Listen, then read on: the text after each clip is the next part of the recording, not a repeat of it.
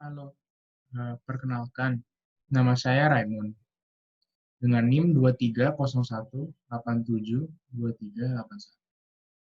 Pada hari ini, saya akan menjelaskan tentang relational model. Penjelasan saya hari ini akan dibagi dalam 4 subbab. Yang pertama, yaitu relational model terminology. Yang kedua, saya juga akan menjelaskan tentang mathematical definition of relation. Ketiga, saya akan menjelaskan tentang database relation.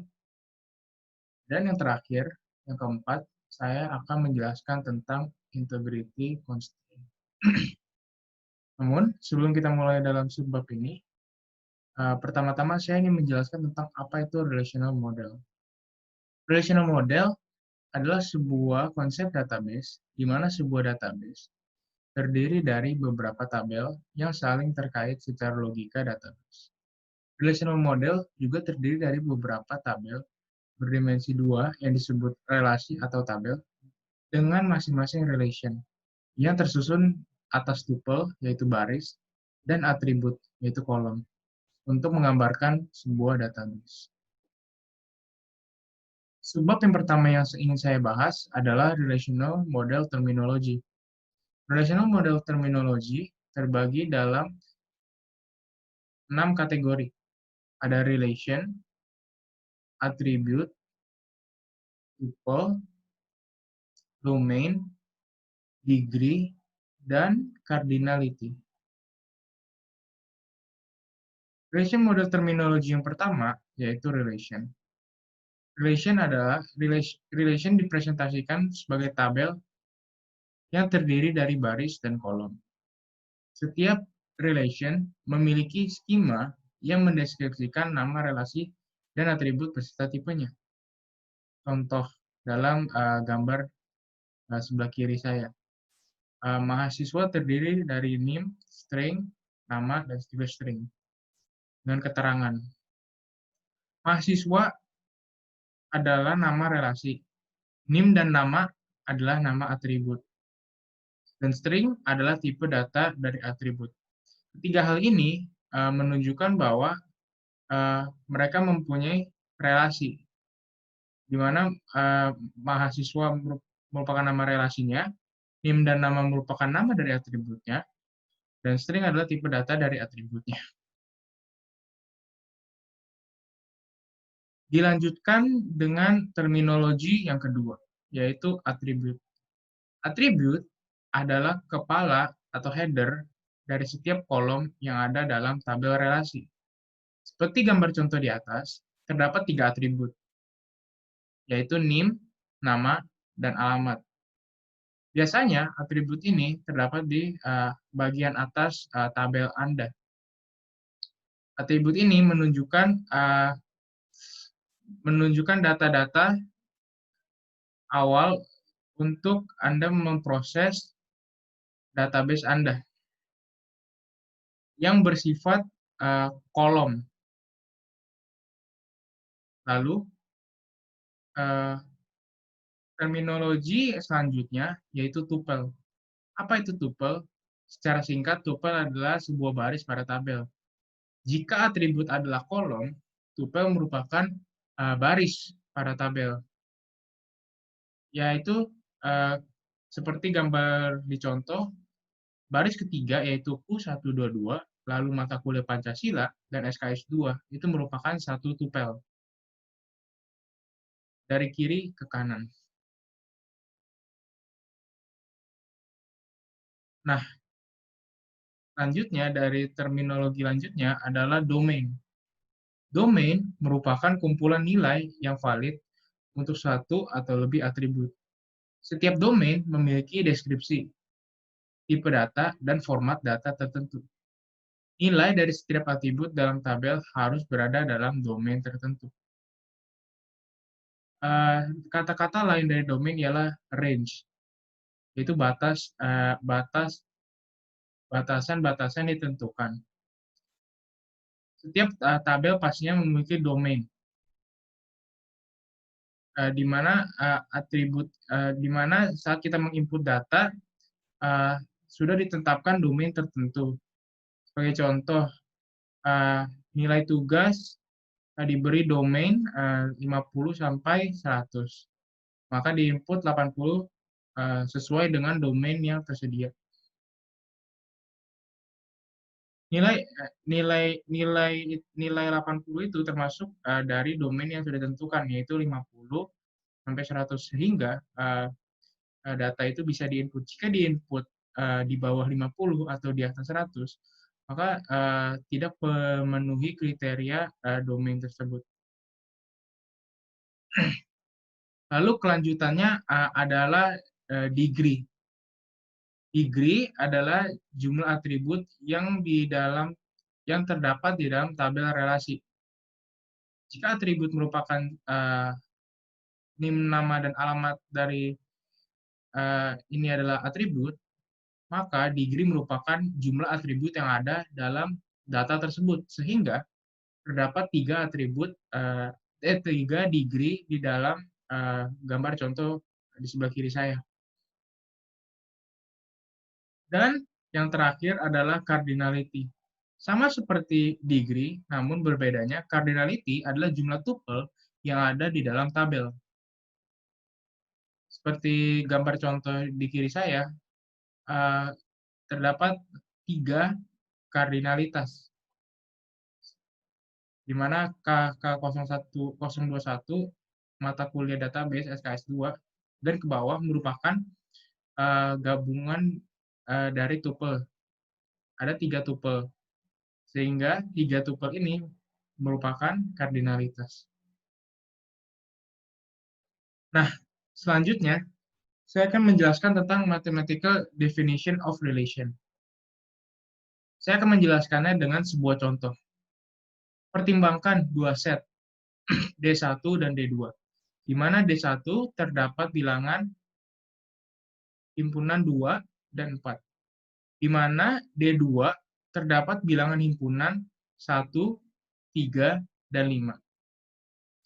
Hasil kali Kartesius D1 dan D2 adalah himpunan dari semua pasangan terurut, di mana elemen pertama adalah anggota D1 dan elemen kedua adalah anggota D2.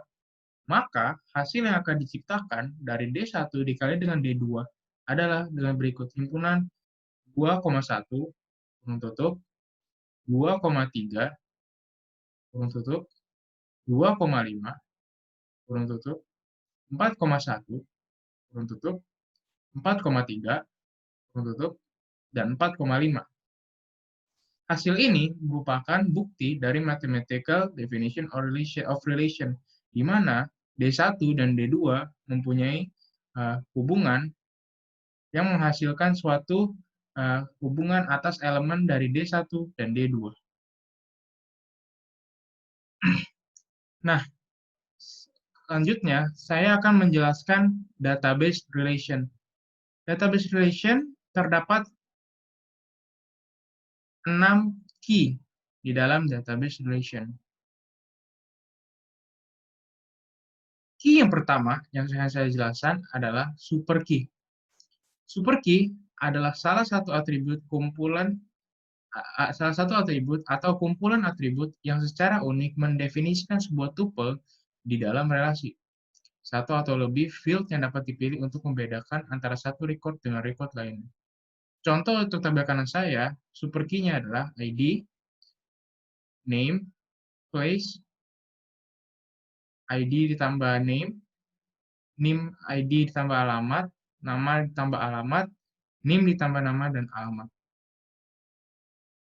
Tuple-tuple ini merupakan super key, merupakan termasuk dalam golongan super key, di mana mereka merupakan gabungan-gabungan dari key yang belum dipilih untuk menjadi key lainnya.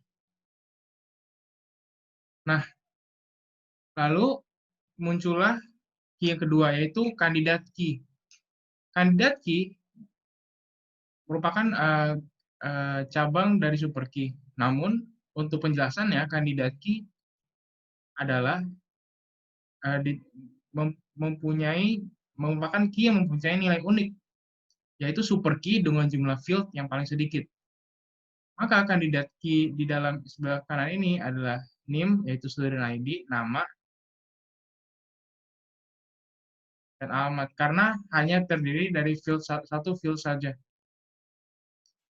Mohon maaf, saya menulis alamat yang seharusnya di sini menjadi last name. Dari kandidat-kandidat key ini akan dipilih menjadi primary key. Primary key adalah kandidat key yang dipilih untuk menjadi pengidentifikasi unik untuk sebuah tabel relasi. Maka primary key yang dipilih untuk tabel di sebelah kanan saya ini adalah student ID. Mengapa? Karena data-data yang terdapat di student ID merupakan data-data unik dan tidak ada student ID yang mempunyai ID yang sama, sehingga dapat digunakan sebagai primary key untuk membedakan data-data lainnya. Lalu, kandidat key yang tidak dipilih menjadi primary key akan menjadi alternate key. Alternate key adalah kandidat key yang tidak dipilih sebagai primary key. Nah, dan yang terakhir adalah foreign key. Foreign key adalah atribut dengan domain yang sama yang mempunyai kunci utama atau sebuah relasi, tapi pada relasi lain atribut tersebut hanya sebagai atribut biasa. Sebagai contoh di gambar sebelah kanan, course ID merupakan foreign key, namun course ID merupakan primary key di tabel lainnya. Sehingga dapat dikatakan bahwa course ID merupakan sebuah foreign key. Karena course ID merupakan primary key dari tabel lainnya. Maka ia layak dibilang sebagai foreign key karena memenuhi dengan deskripsi yang sudah ditentukan. Nah, yang terakhir, saya akan menjelaskan tentang integrity constraint. Apa itu integrity constraint atau integrity rules? Integrity constraint atau integrity rules adalah sekelompok aturan dalam RDBMS yang harus dipatuhi dalam pembuatan database. Kenapa? Agar database tersebut dapat bermanfaat sebagaimana mestinya.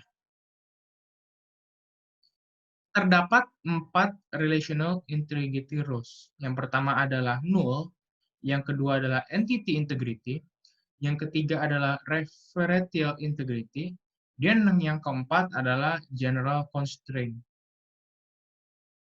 Yang pertama, yaitu null. Null adalah nilai sebuah atribut yang tidak dapat diketahui atau tidak ada pada sebuah tuple dalam relasi. Null mempresentasikan nilai untuk atribut yang tidak diketahui, tidak digunakan, atau tidak tersedia untuk suatu tuple. Berkaitan dengan ketidaklengkapannya, pengecualian, data representasi tidak adanya suatu nilai dan tidak sama dengan nilai nol maupun nilai spasi. Misal, pada contoh tabel mahasiswa ini, seorang mahasiswa tidak diketahui alamatnya. Sehingga pada tupel yang mengidentifikasi mahasiswa tersebut, nilai dari atribut diisi dengan nol, bukan dikosongkan maupun nol maupun spasi, namun diisi dengan nol. Selanjutnya, rules yang kedua adalah entity integrity. Entity integrity adalah peraturan integritas yang menyatakan bahwa setiap tabel relasi harus mempunyai sebuah primary key. Dan atribut yang dipilih sebagai primary key harus mempunyai nilai dan harus unik, tidak boleh nol.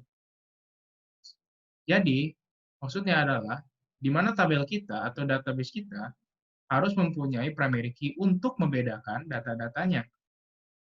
Primary key juga mempunyai sebuah aturan di mana primary key tersebut harus mempunyai nilai unik, tidak boleh sama, dan tidak boleh nol, agar database dapat menggunakan primary key sebagai patokan untuk membedakan data-data kita.